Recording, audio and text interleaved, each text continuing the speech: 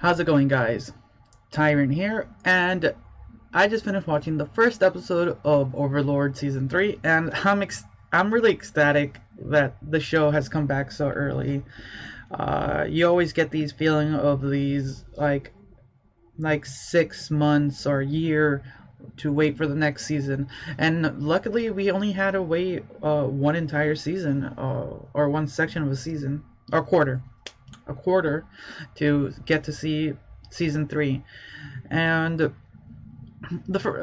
talking about the first episode is actually pretty calm, because it's just the events, what happened after the whole entrail, if I'm correct. But it happens after that, and it's just a very calming episode where we're introduced to a variety of new members of fuck, what is it called? The Tomb of Nazarick.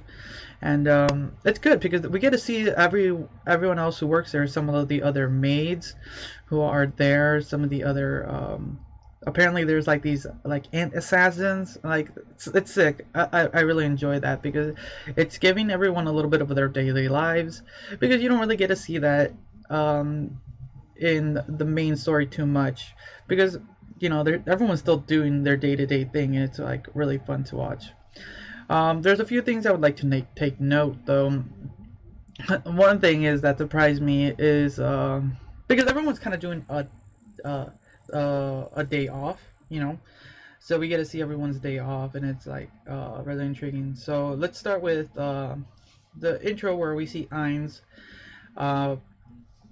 and he's kind of just taking a bath, a quote-unquote slime bath, and it's like, oh, okay. Okay, that's interesting. Yeah, I can't really say much from that one. uh, and but he's kind of just pondering how to kind of give everyone a break and everything. And then we gotta get, I can't remember the maid that is attending him that day. She's kind of surprised me a little bit, because like I said, it looks like in this world, this game, every creator gave everyone their own personality, so they took their time, because everyone can be customized their own way. So it's really fun just to see that, the different personalities you get. And we see her later like being very surprised that Ains knows her name, and she's very grateful to like serve him and stuff like that. Just generic little stuff, but you appreciate it. I'll talk about the end a little bit, because it's very, very moving and very, very, yeah. So let's see here. Where do we get? So let's start out with the girls' days off. So the female guardians' days off. So Albedo, Shaltir, and fuck, what's her name? Fuck, I can't remember her name. Modest sister. Fuck, why can't I remember her name? Aura. There it is.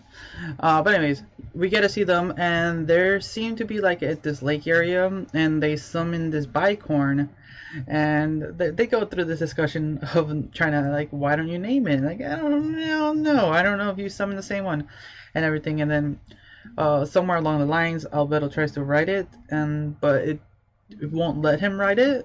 It won't let her write it. So it's like, what's happening? And then we find out that the lore is that unicorns only let pure maidens write them, while bicorns let unpure maidens write it. And that kind of like insinuates that even though Albedo's a succubus, she is not a unpure maiden, I would say. And it just gets all this. It's a fun interaction. I really like that. Overall, that scene was really fun. Then we go, I believe we move forward. I know I just finished watching it, but I'm trying to just kind of get this through my memory. We see Mare in the Colosseum, and who else do we see? We see Hamske. We get to see, fuck, the two lizard people who perished we find out they've been revived, and they're just training. And as Mari just kind of reads her book, or his book, God, even I'm getting a little tongue-tied there. And we get to see this interaction with a new character who works under Demirgus, and we learn that Demirgus is trying to do some experiments with crossbreeding,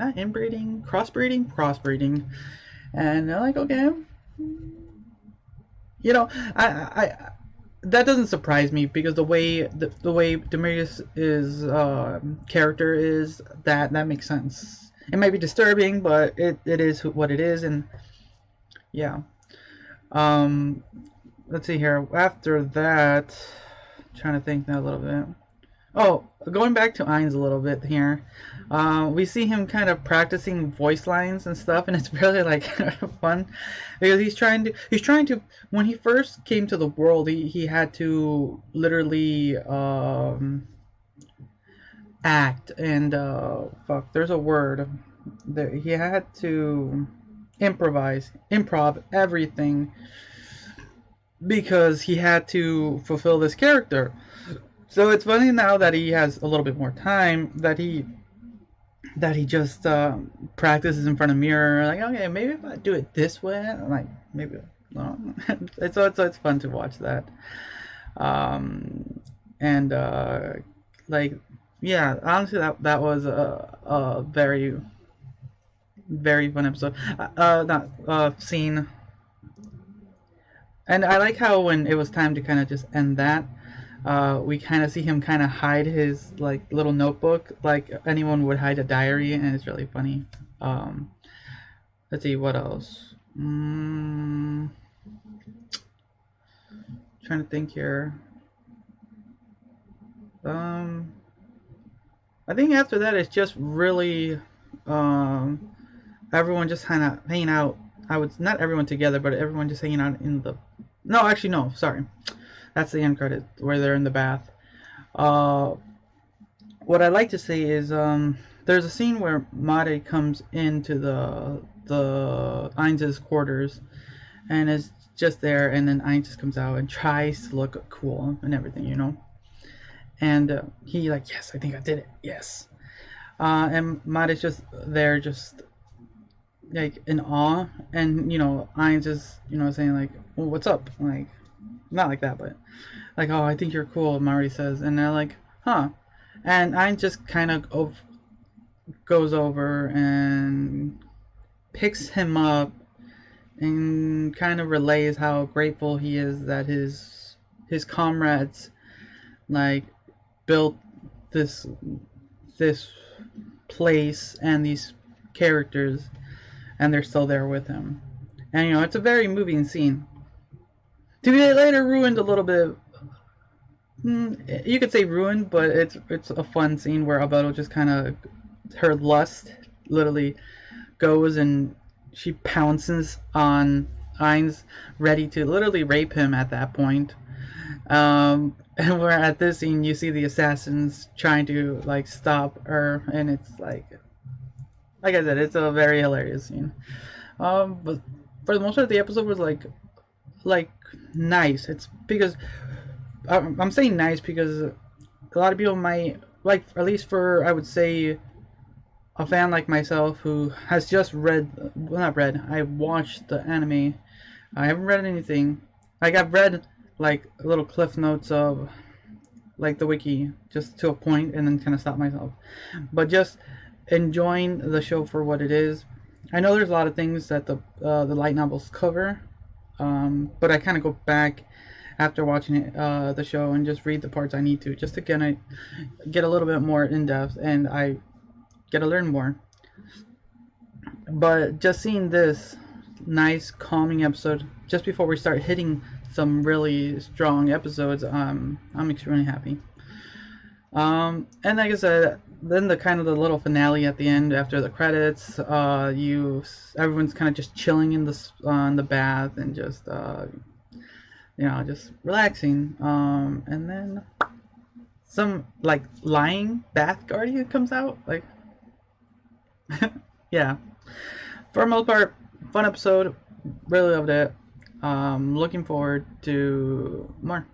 I'm happy it's back. So, thanks again for watching. Until next time. See you.